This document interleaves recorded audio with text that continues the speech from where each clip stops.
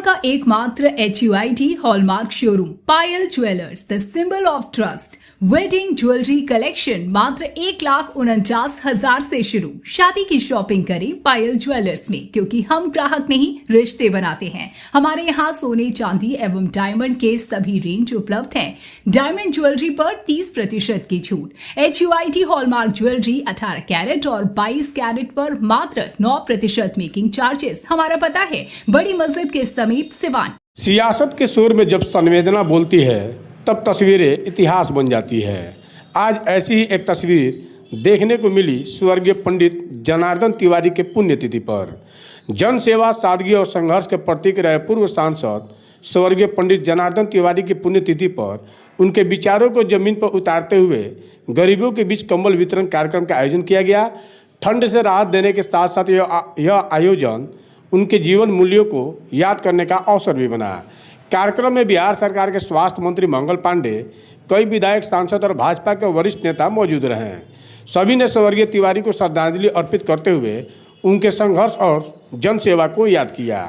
वहीं मीडिया से बातचीत में भाजपा जिलाध्यक्ष राहुल तिवारी भावुक नजर आए। उन्होंने कहा कि दिवंगत पंडित जनार्दन तिवारी के परिवार में उनका जन्म हुआ और उन्हीं के सानिध्य में वे पले बढ़े। राहुल तिवारी ने कहा कि मेरे बाबा सादगी में विश्वास रखते थे। वे कभी पद के पीछे नहीं भागे, बल्कि कार्यकर्ताओं और आम लोगों के हक की लड़ाई हमेशा लड़ते रहे। उनके विचारों को आगे बढ़ाना ही मेरे जीवन का उद्देश्य है। कंबल पाकर गरीबों के चेहरे पर मुस्कान दिखी। यह सिर्फ राहत सामग्री नहीं, बल्कि उस विचारधारा का प्रतीक थी जिसमें राजनीति का अर्थ सेवा और संवेदना होता है। जिससे मिलता हूँ एक प्रसंग उनके बारे में जरूर कहता हूँ कि बाबा ऐसे थे तो ऐसे करते थे, ऐसे थे, ऐसे चले जाते थे, थाने में चले जाते थे। ये उनका व्यवहार था, कार्यकर्ताओं के लिए लड़ते थे। तो उस परिवार में जन्मा, पला, बढ़ा और उनके विचारों को अगर दशांश भी आगे पहुंचाऊंगा तो अपने आप को गर्वान्वित।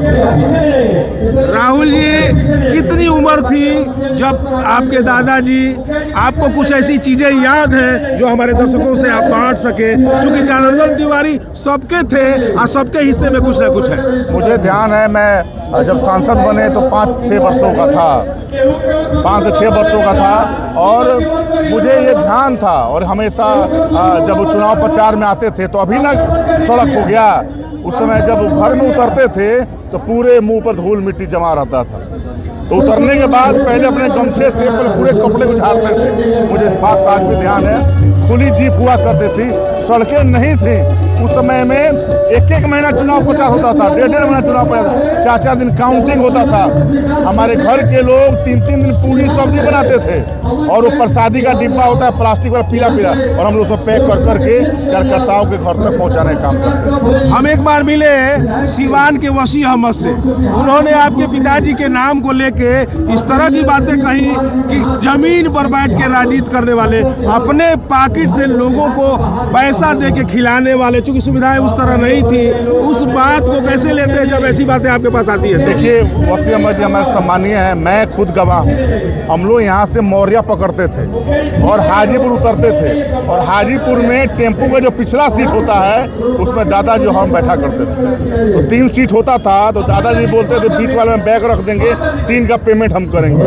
टेम्पू से फिर हम लोग पटना जाते थे और उस समय चिरैया के विधायक हुआ करते अश्वनी कुमार सिंह, उन्हीं के आवास पर रहकर अपने कैंसर का इलाज तक करवाए। तो सादगी जीवन था, मुझे पूरा ध्यान है। एक और व्यक्ति थे, एक और जोड़ी थी, दुर्गा प्रसाद। याद है वो आपके कौन थे? जरा हमारे दर्शकों को बताइए। दुर्गा तिवारी हमारे छोटे बाबा थे और उनकी चुनाव की गतिविधियाँ या अन्य सभी काम जो चुनाव में होते वही करते थे।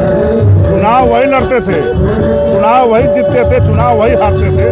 लोगों को लेकर चलने का काम दुर्गा तिवारी ही करते थे। दादाजी नेता थे हमारे। सादगी के प्रतिमूर्ति रहे जनार्दन तिवारी। आज उनके बताए हुए रास्ते पर, उनके द्वारा दिखाए रास्ते पर न जाने कितने लोग चल रहे हैं, कितनों ने अपनी तकदीर बनाई, कितनों ने अपना घर संवारा। इस बार इस जयंती पर विशेष क्या रही? त्याग तपस्या पर के प्रतिमूर्ति थे जनार्दन तिवारी।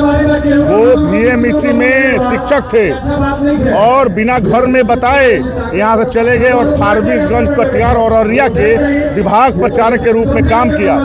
हमारे यहाँ 3.5 महीना नहीं आए और मेरी जो परदादी थी सुंदरी देवी, उन्हें लगा कि कहीं इनका निधन हो गया है। उन्हीं के चेहरा के मिलते थे श्याम किशोर तिवारी जो रहते थे जमशेदपुर, उनको बुलाती थी, चेहरा मिलता था कि अरे भाई, क्योंकि पता नहीं था, आज का फ़ोन का ज़माना नहीं था, और 3 महीना घर नहीं आना। हम लोग को लगा कि जनार्दन तिवारी जी अब इस दुनिया में नहीं रहे, लेकिन विभाग प्रचारक बनकर आए और यहाँ फिर भारतीय जनसंघ से चुनाव लड़े और जीते। आज का कार्यक्रम क्या है? आज क्या क्या वितरण किया जा रहा है, क्या कार्यक्रम है? जयंती का कार्यक्रम है और देखिए सुदूर गौही इलाके से लोग आए हैं, उनको याद कर रहे हैं, आज उनको पुष्पांजलि कर रहे हैं, कंबल वितरण हो रहा है गरीबों को, वृक्षारोपण का कार्यक्रम है, ये सब चल रहा है।